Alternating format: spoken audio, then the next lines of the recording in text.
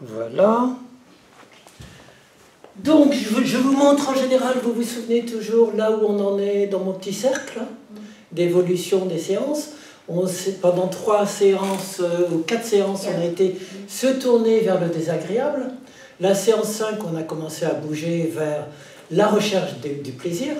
Et cette fois-ci, on va continuer à bouger un petit peu plus vers le côté équanimité. Vous allez voir ce que ça veut dire, c'est-à-dire intégrer avec la même égalité le plaisir et le désagréable. On a vu le désagréable, on a vu le plaisir.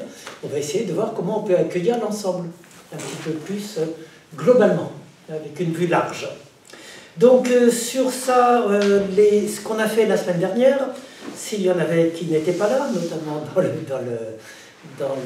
dans la vidéo, on avait vu le biais de la négativité, hein, si vous vous souvenez, les biais de la négativité, la recherche du plaisir, et puis on est ce qu'on nourrit, hein, la légende indienne où le vieux sage indien dit à son enfant, tu sauras ce que tu nourris, le loup agressif ou le loup gentil. Ah oui, le loup.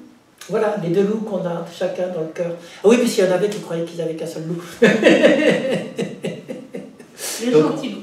Voilà, mais on a les 2. Et donc, lequel nourrit-on? Et puis, c'était essentiellement ça.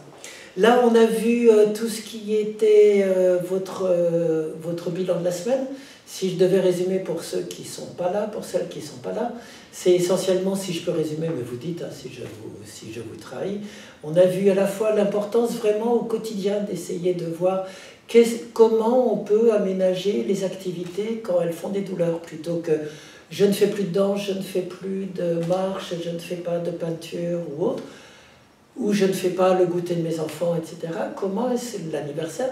Comment est-ce que je peux essayer d'aménager, soit avec des pauses, soit en demandant de l'aide, soit en essayant d'écouter le corps, et puis vraiment éviter le tout ou rien. Je fais rien ou je fais tout et je repars dans mes montagnes russes. Et puis les recherches du plaisir, d'essayer de trouver vraiment des plaisirs agréables dans la journée, où on est vraiment recentré, pas à distance, pas dissocié comme certaines l'ont dit, mais vraiment un plaisir de pleine conscience. Pas juste, c'est bien, mais d'être pleinement aligné en pleine conscience, y compris avec les côtés négatifs, et pas en les excluant. Voilà, ça c'est un petit peu d'autres choses que vous voyez que j'aurais oublié. C'est surtout ça, je crois.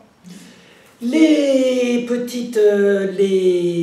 concepts qu'on va voir et les principes de cette séance, ça va être les 3 cercles émotionnels, vous allez voir. Et comme d'une part, et d'autre part, comment développer une conscience et une vision large des événements agréables et désagréables simultanément. Donc en élargissant le champ de la conscience au lieu de le focaliser.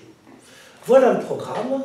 Pour les Esquimaux Gervais, vous, la petite pause et autres, vous pouvez prendre 5 minutes.